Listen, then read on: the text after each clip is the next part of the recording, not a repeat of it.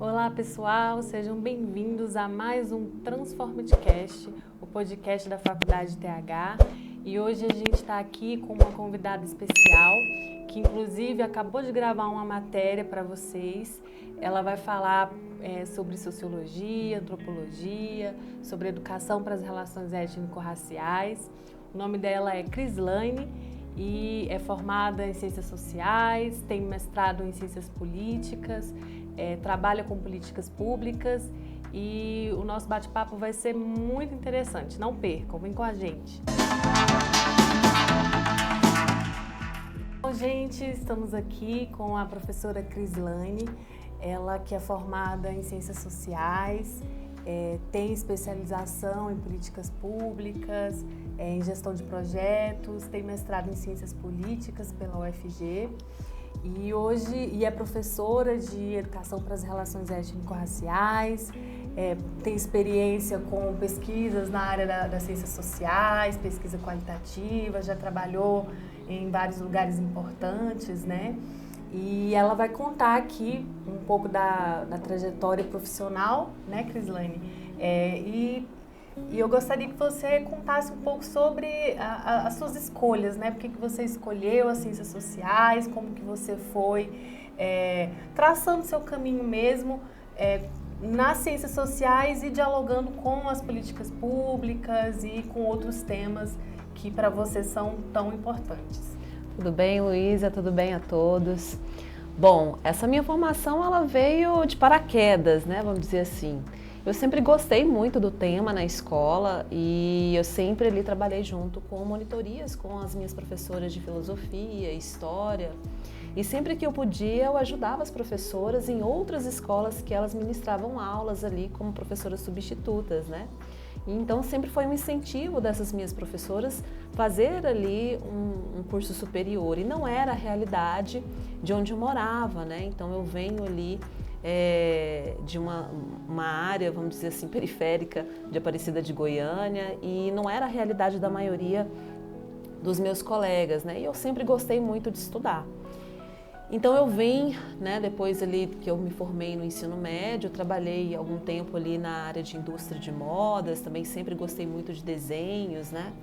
E aí eu decidi fazer o vestibular em Ciências Sociais na UFG e acabei passando, né? Foi até uma surpresa, porque eu tinha passado algum tempo sem estudar e vamos ser bem sinceros, né? Educação pública de periferia, ela não é a da mais adequada para capacitar um estudante a passar no vestibular, né? E aí eu tive a belíssima surpresa ali de passar nos primeiros lugares, inclusive na época, para esse curso.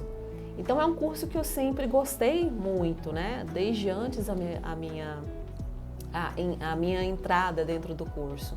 E quando eu entrei, no meu primeiro ano, eu já fui convidada ali dentro de um processo seletivo, obviamente, né, a fazer estágios no Ministério Público, né, ou no Sistema de Justiça Criminal do Estado de Goiás.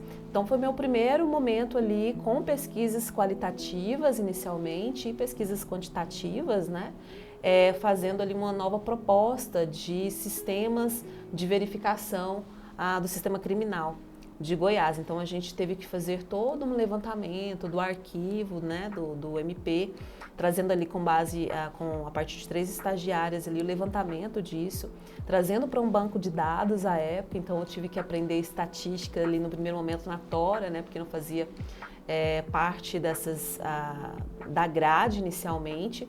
E aí eu fui aprendendo, né, tendo esse gosto. E aí, como eu já estava nessa linha de pesquisa nas ciências sociais, a minha professora, que era a minha supervisora de estágio, me convidou a participar ali de pesquisas de campo, né? Pesquisas de opinião pública ou pesquisas de opinião eleitoral na época.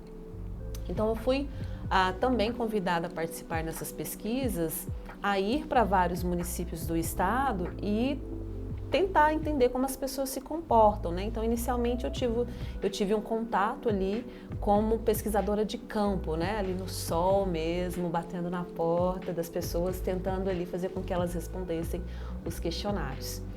Então, como eu já estava nesse processo ali de aprender a trabalhar com softwares, né? No meu estágio, eu também fui aprendendo a fazer a tabulação de dados, que transformar o questionário, né, que era papel ainda, em dados estatísticos e fazer a descrição desses dados. Então eu trouxe ali todo um esforço em aprender ali estatística, e aí eu já tive a primeira disciplina de estatística.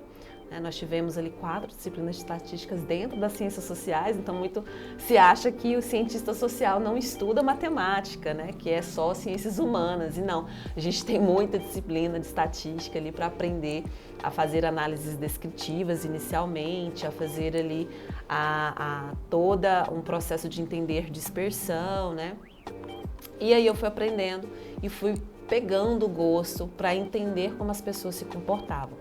Então, dentro da graduação, no primeiro momento, eu tinha ali um gosto mais apurado para antropologia. Só que quando eu comecei a trabalhar com dados estatísticos, eu fui naturalmente para a área da ciência política, que é para entender como as pessoas se comportam e a entender ali o processo ideológico das pessoas, né? Ainda não estávamos no momento de polarização política, já era uma realidade em outros países. E aí também eu tive o meu professor, que era professor de comportamento eleitoral e também estatística, ali o convite de também trabalhar ali com institutos de pesquisas. Então eu fui afunilando a minha graduação, né, diferentemente de alguns outros colegas, para a área da estatística, né, ali da análise de dados, e aí foi algo bem natural, né? Então eu desde a minha graduação, então eu já fui trabalhando inicialmente ali no Ibope, né? Então trabalhei no Ibope por algum tempo, trabalhei ali no arrolamento de pesquisas, né, que se diz ali o pesquisador de campo, e depois trabalhei ali na questão de projetar os surveys, né, ou os questionários. E aí, depois de um ano que eu me formei, eu já entrei no mestrado de ciência política, porque eu já trabalhei ali durante a graduação questões de participação política. Durante a graduação eu sugeri um dos projetos de extensão, talvez um dos mais comentados, e ainda a gente ouve um pouco na rádio, né, que é o projeto Politizar. Então, em 2013, finalizando a graduação, já quase formando ali, foi proposto o projeto de participação política jovem no estado de Goiás, que era o Politizar, em parceria com a UFG e a Assembleia. E através disso eu fui trazendo ali o entendimento de como as instituições, né, ou a instituição do Estado, ela funciona, trazendo ali como essas engrenagens, né, elas são importantes para o funcionamento da deliberação pública em si. E trazendo ali a participação de muitas figuras, inclusive de algumas figuras públicas hoje reais, como o Lucas Quitão, né, que foi eleito aí um dos vereadores mais jovens, depois a Ava Santiago, que também participou aí de das nossas edições. Então é uma edição que é um projeto de extensão que teve uma história longeva, vamos dizer assim. Ela demorou, depois de 2013 a gente veio em 2017 fazendo a segunda edição e depois ela nunca mais parou, né? Só recentemente ela se tornou então Parlamento Jovem na Assembleia e a gente tem o Politizar GIM, né?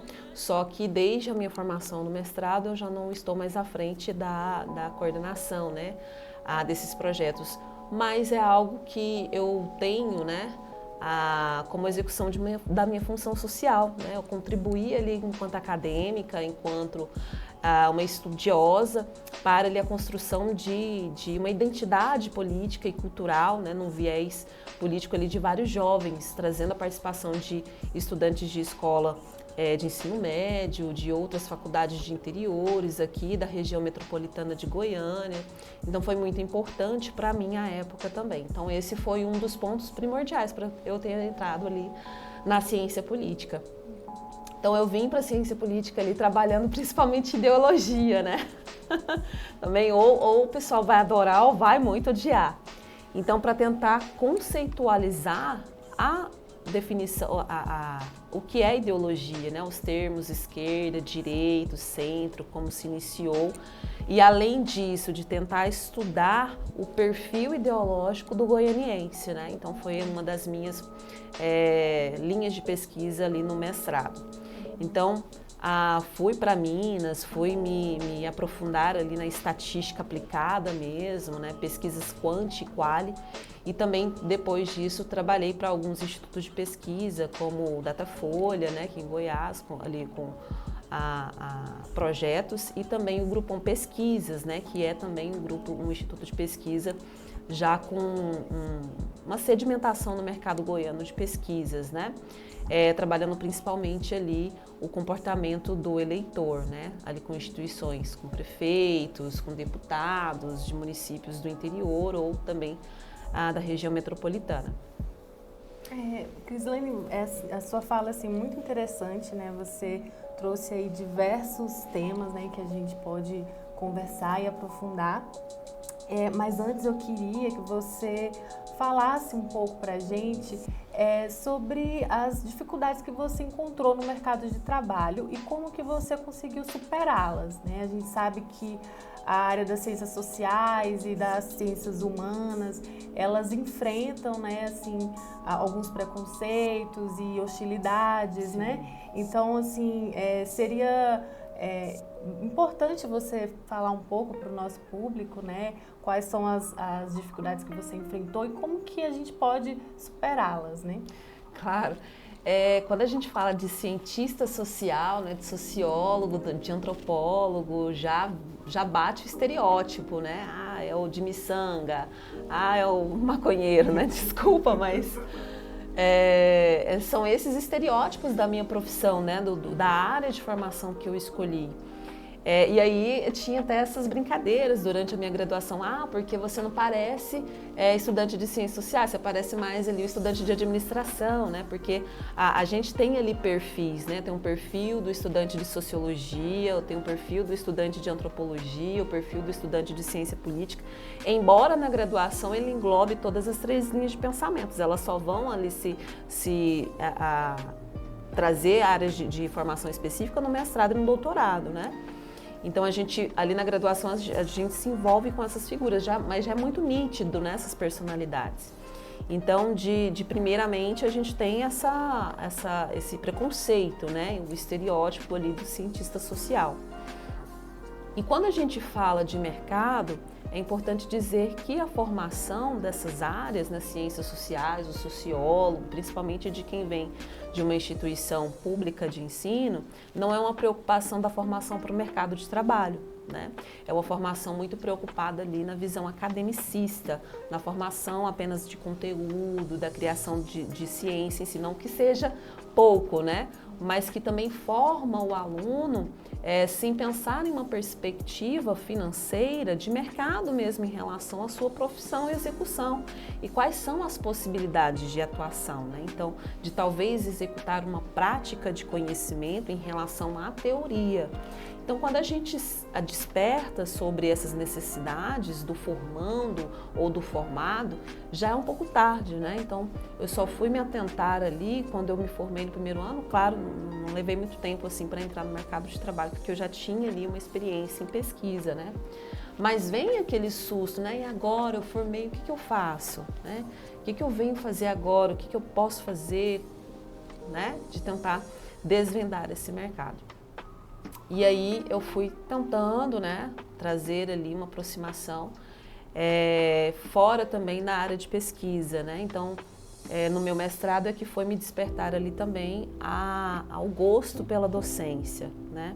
Então, eu já trabalhava com instituição de pesquisa, de forma direta e indireta, seja na tabulação de dados, seja na construção de surveys e questionários, mas ali eu queria mais. Crislane, você comentou, né, sobre a questão dos preconceitos, né? Como que você lida com esses estereótipos, né, em relação ao profissional das ciências sociais? Você tem alguma dica para dar para quem está nessa área? O que você acha que é importante a gente saber para poder lidar com as diversas situações, né, que às vezes a gente pode encontrar aí no nosso caminho profissional? Eu trago, então, aqui o aprendizado da minha graduação, né? Quando a gente vem da área das ciências sociais, e até vocês vão ver isso em alguns dos vídeos, a gente tem que aprender a desconstruir para construir, né? E é uma prática que a gente faz e que não é tranquila, né? Para a gente tentar ali esquecer tudo que a gente foi criado, para deixar de ser preconceituoso, né? É muito difícil para a gente ter uma nova visão, uma visão crítica de sociedade. Então, no primeiro momento eu tento ali desconstruir, levar numa boa ali na brincadeira, mas de tentar trazer ali a conscientização do quão importante é essa área de conhecimento, né? Então é uma área de conhecimento que perpassa por todas as áreas de conhecimento. Para todos os cursos sempre vão haver ali disciplinas da área das ciências sociais, né? Então sociologia, ou antropologia, ou relação étnico-racial, ou políticas públicas. Então qualquer curso que você ter ou que vai ver hoje, eu tenho que ter essas disciplinas que são disciplinas interseccionais, né?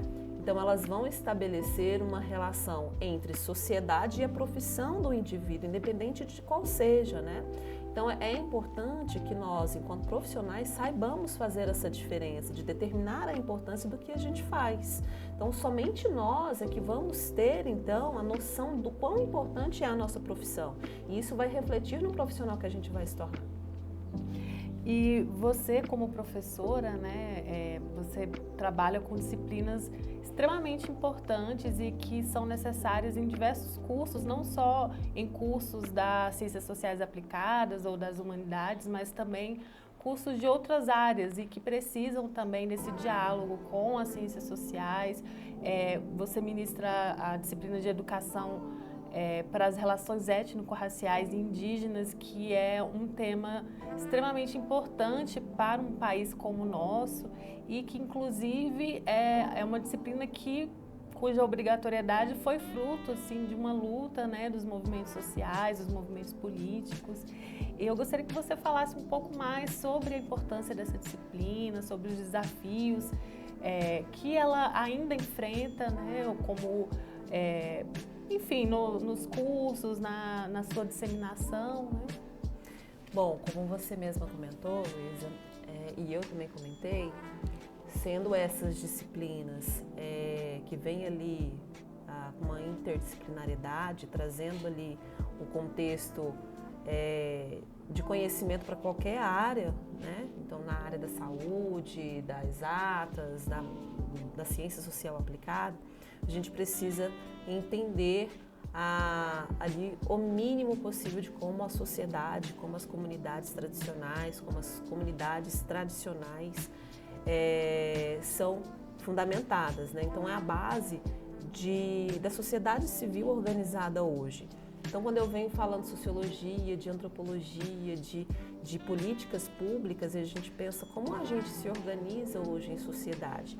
E pensar no nosso histórico, né? Então, a gente é fruto de um país colonizado, é um fruto de um país que tem nossos povos ancestrais, né?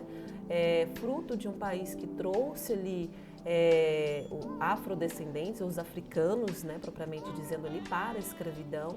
Então a gente tem um cenário ali de miscigenação, que é a construção de uma nova sociedade ali a partir de misturas.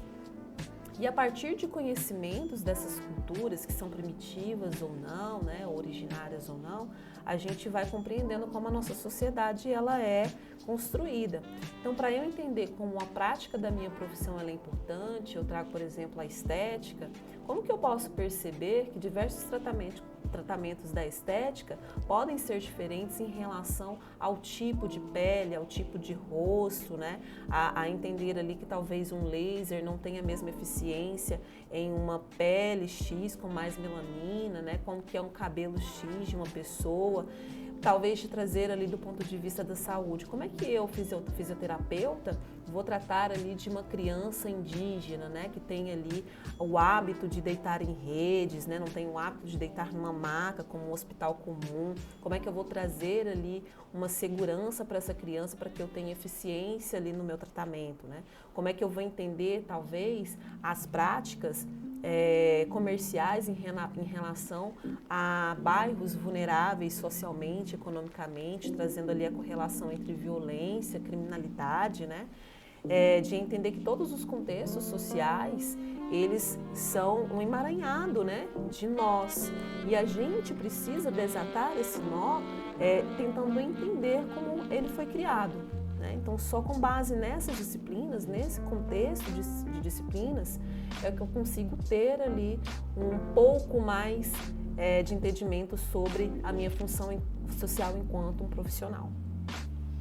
Tem razão, assim, você tocou num tema assim, que é muito importante, né? A questão de, acho que todo profissional precisa entender o seu lugar social, a sua importância, e isso é uma coisa que a faculdade TH, ela inclusive, né, valoriza, que é pensar e refletir sobre o lugar social do profissional, e disciplinas como as que você ministra, né, são fundamentais para a gente poder desenvolver debates, pensar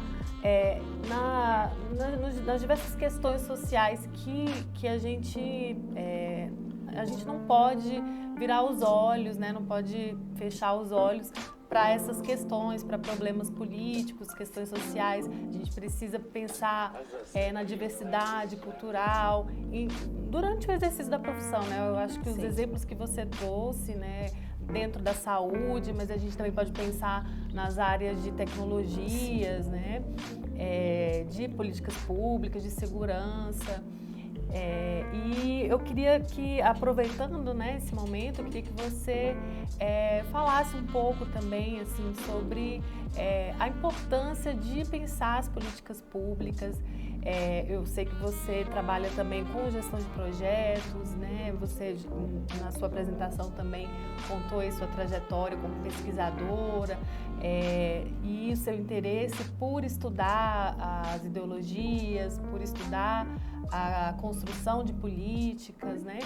E qual que é a importância da gente pensar politicamente? Na verdade, tudo que a gente faz é política, né? Pode não parecer, mas desde o momento em que você começa a tentar mediar com a sua mãe lá uma saída à noite, mãe, posso chegar meia-noite? Ela fala assim, 11 horas. Não, então eu vou chegar 11h30, que é bom para você, é bom para mim, beleza. Ou seja, eu estou tentando deliberar ali em relação ao meu comportamento, em relação ao que você deseja de mim, né? Então é o bem comum, é o bem de todos, né? Então talvez não seja o ideal, mas que traz ali um equilíbrio na balança, né? Então a política pública, ela vem como uma forma de trazer um equilíbrio nessa balança do ponto de vista da formação da sociedade civil. Então quando a gente vem com a constituição de um Estado, automaticamente eu venho tentando ali perceber as demandas sociais, econômicas, culturais e formar políticas públicas ou formalizar políticas públicas para que atenda a essas demandas. Então a gente vem com vários eixos, eixo da educação, eixos da sustentabilidade, eixos de saúde, né? Então a gente vem trazendo ali de acordo com as demandas da sociedade. E eu venho também da área das ciências sociais com habilitação em política pública, desde muito cedo trabalhando como vem formalizando ou formando essas agendas de políticas, né? E qual é o ciclo dessas políticas. E também venho trabalhando também na graduação com o viés sustentável, né? Da sustentabilidade ali, de agricultura familiar, de cooperativas de reciclagem, de catadores de materiais recicláveis e também trabalhando na legislação educacional, né? Então, atualmente hoje eu presto 2 tipos de consultorias, né? Trabalho ali com consultorias no meio ambiental para municípios, ali juntamente com o meu esposo, que a gente trabalha nessa área, que também ali é um cientista social, né? E ele mais do que eu trabalha, é formado nessa área. Então a gente trabalha ali juntamente com o entendimento de como a Política Nacional de Resíduos Sólidos, por exemplo, em relação à consonância das políticas ambientais, seja nacionais ou seja internacionais, demandam, né, ali um novo movimento, uma nova ação pública e privada, né, ou da sociedade civil. E também vem com esse interesse nas políticas públicas ali trabalhando mais especificamente ali com regulação, né, institucional de instituições privadas de ensino. Então, assim, as políticas públicas, elas trazem um leque infinito, vamos dizer assim, de possibilidades. Então, cada eixo, eu tenho uma imersão de temas, de demandas, que eu preciso ali me esforçar para entender. Então, eu tentar entender todo o leque de políticas públicas é impossível, né? A gente dá conta de tudo isso. Então, a gente precisa se especializar em determinadas áreas, áreas essas que estão mais relacionadas à nossa área de atuação, ou de formação, ou de gosto mesmo, né? E tentar trazer aí para a sociedade civil uma melhora, seja ali do ponto de vista de uma vida um pouco mais digna, né, de ter acesso à dignidade à vida humana ali, ou seja, para melhoria, né, de uma construção social, econômica um pouco mais igualitária e equitativa. E hoje em dia, com esse contexto de mudanças climáticas, o tema da educação ambiental é cada vez mais importante, né? E aliado com a importância das políticas públicas, né? E da participação social, da participação coletiva, né? E, assim, agora, ainda no tema sobre políticas públicas, mas agora falando um pouco sobre outro âmbito, que é o âmbito da saúde. A gente viveu recentemente, né, de 2020 a 2021, 2022, na verdade, um período aí muito difícil para o mundo inteiro, né, que foi o período de pandemia da Covid-19. E nesse momento, né, surgiu aí várias questões sobre a importância do Estado, a importância da gestão pública em relação a diversos âmbitos da vida social. E esse tema continua sendo muito discutido e é importante que seja discutido. E eu gostaria que você falasse um pouco mais sobre a sua opinião profissional sobre o tema, né, e como que você vê a importância da gestão pública em relação a temas como a pandemia, mas também se fique à vontade para falar de outras relações que você considere pertinente. Sim. Bom, a gente pode dizer que a gente divide a sociedade pós-pandemia e antes-pandemia, né? E ela trouxe aí novos paradigmas, seja da saúde mental, né? Então as pessoas ali privadas da sua liberdade de forma condicionada a um bem-estar social, né? Ela traz ali um reflexo muito profundo nas formas com que a gente vive, né? Então a gente começa a compreender que a importância do convívio social, da socialização, ele é muito importante, muito profundo, né? Então às vezes a gente fala, não quero sair, eu não... Então, quando a gente começa a ser cerceado da nossa liberdade em prol do bem comum, a gente começa a entender o quão é importante a gente estabelecer ali o convívio, né, a relação humana. E aí a gente tem também as crianças que vão nascendo ali durante a Covid-19, que vão tendo um processo de crescimento um pouco menos socializável, vamos dizer assim, em relação às crianças que nasceram antes, né? E a gente tem agora novos modelos de trabalhos, né, com modelos híbridos, na verdade remotos inicialmente, né? Muita gente tendo que aprender sobre tecnologias, algo que antes não era uma realidade, não era uma demanda, né? Então as tecnologias pós-pandemia tiveram também um boom extraordinário, então a gente ficou muito ali necessitado de aprender a trabalhar no Google Meet, no Zoom, né? Ali trabalhar com agendas de organização, por exemplo, o Trello em relação à minha organização, à minha empresa. Tive que aprender a estudar também no modo remoto, né? Então a gente veio aí com novas soluções educacionais voltadas para a área do ensino à distância, da educação à distância, inclusive com novas políticas públicas em relação à democratização do ensino à distância, né?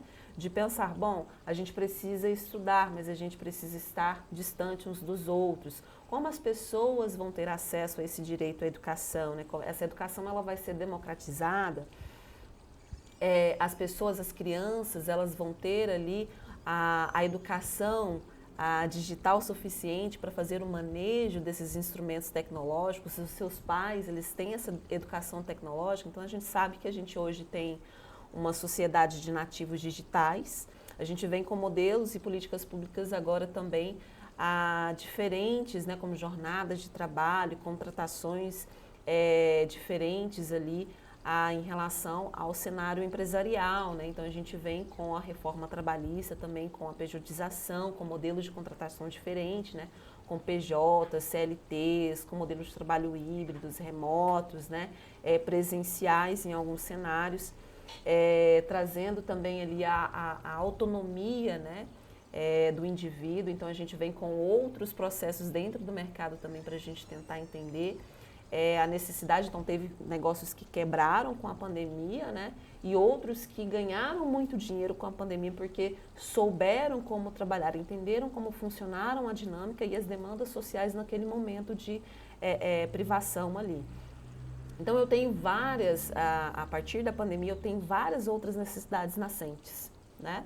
Então, em relação à saúde pública, né, de pensar como que a gente pode prevenir as pandemias ou as endemias, de tentar entender ali o termômetro, talvez de vacinação, como que isso pode se tornar um ponto de alerta daqui a algum tempo, né, como a vacinação do sarampo, da poliomielite, que a gente teve em algum tempo atrás, da vacinação da dengue, que também é uma doença tropical muito comum no Brasil, né? Então, as políticas públicas, elas estão em todas as áreas que a gente vive. Então, é impossível a gente dizer qual que seja melhor, ou qual política pública melhor, qual que é que impacta mais na vida do cidadão, né? Porque a gente vive constantemente com diversas demandas no dia a dia.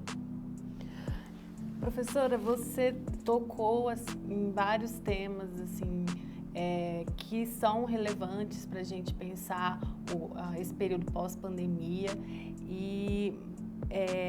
mas eu gostaria que você falasse aqui para a gente finalizar o nosso bate-papo sobre essa questão da inclusão digital e como que é importante a gente sempre procurar aprender mais, se especializar, porque como você mesmo disse, a pandemia, mas também outros fatores, né, relacionados à evolução tecnológica, mudaram o nosso cenário, a nossa forma de pensar, de se relacionar, de trabalhar.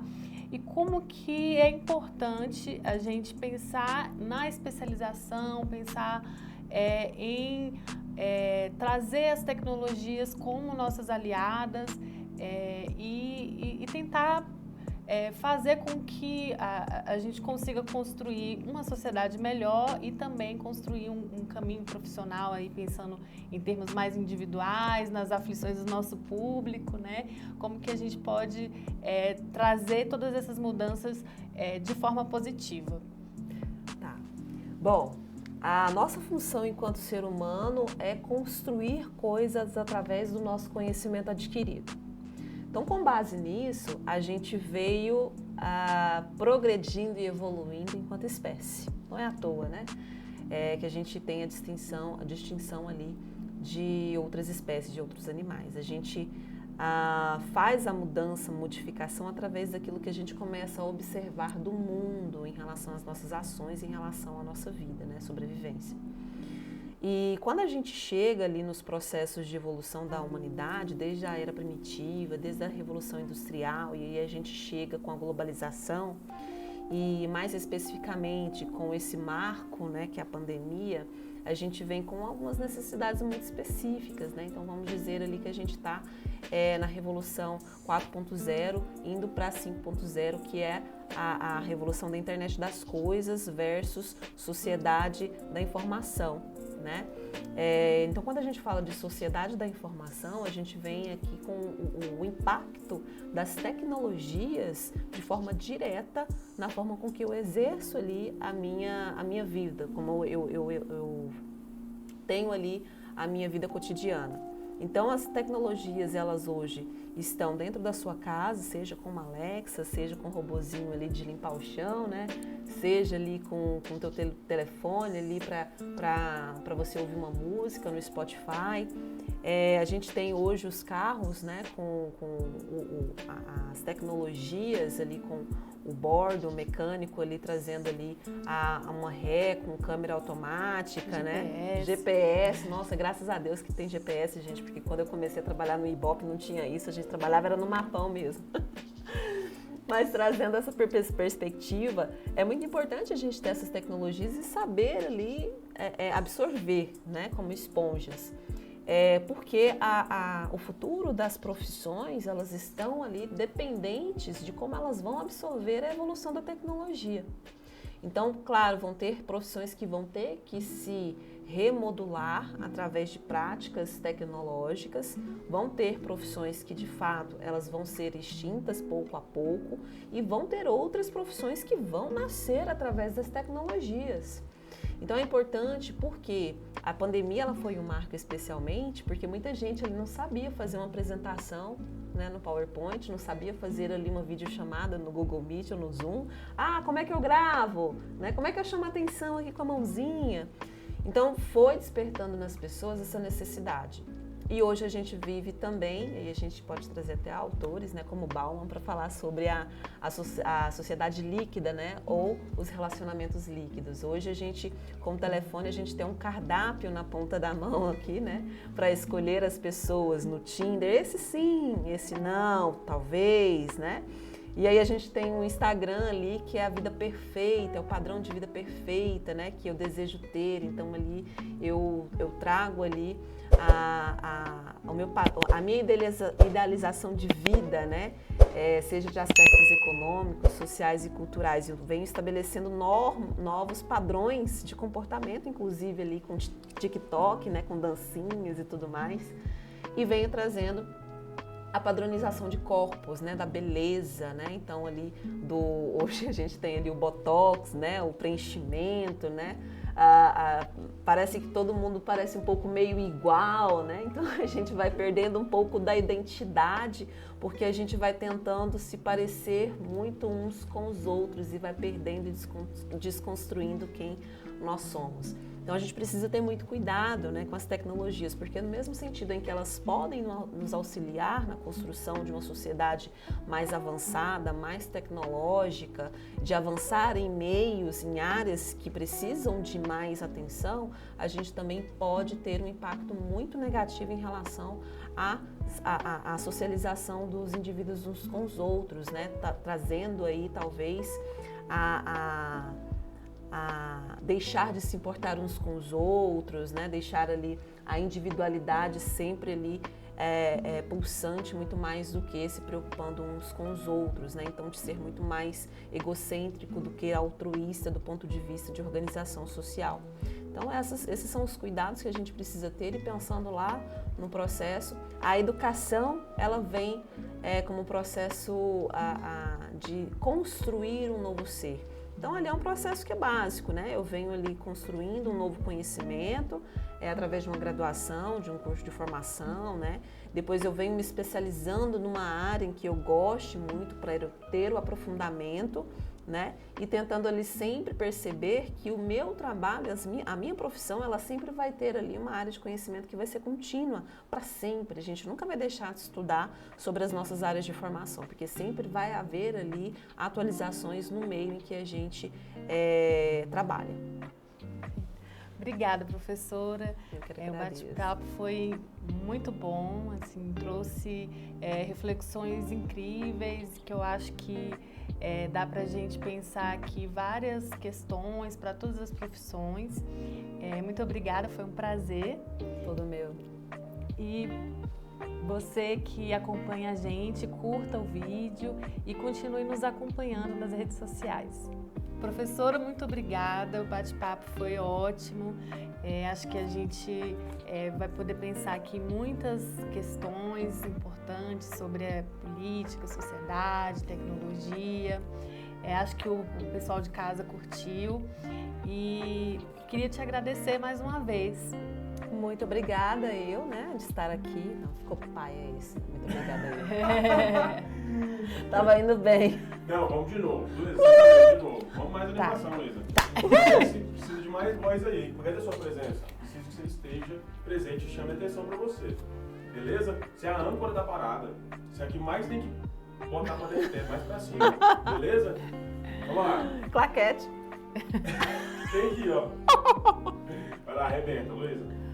Professora, muito obrigada, o bate-papo foi incrível, eu acho que o público curtiu, a sua presença foi maravilhosa, a sua experiência profissional, suas reflexões sobre política, sobre a importância de pensar as tecnologias, de pensar as políticas públicas. E é isso, muito obrigada, foi um prazer ter você aqui conosco e vamos pensar em outros temas, em outros momentos para a gente continuar conversando e discutindo aqui no podcast. Luísa, o prazer foi todo meu de estar aqui, tá? Agradeço pela oportunidade de ter aqui um debate de temas muito importantes. Agradeço a oportunidade de estar transmitindo aqui para vocês conhecimentos, que são muito importantes para as profissões de vocês. Pessoal de casa, se você gostou do nosso vídeo, curte aí, compartilha para o seu amigo, para sua amiga e não deixe de acompanhar a gente nas redes sociais, a gente tem sempre novidade para vocês. É isso, muito obrigada e tchauzinho.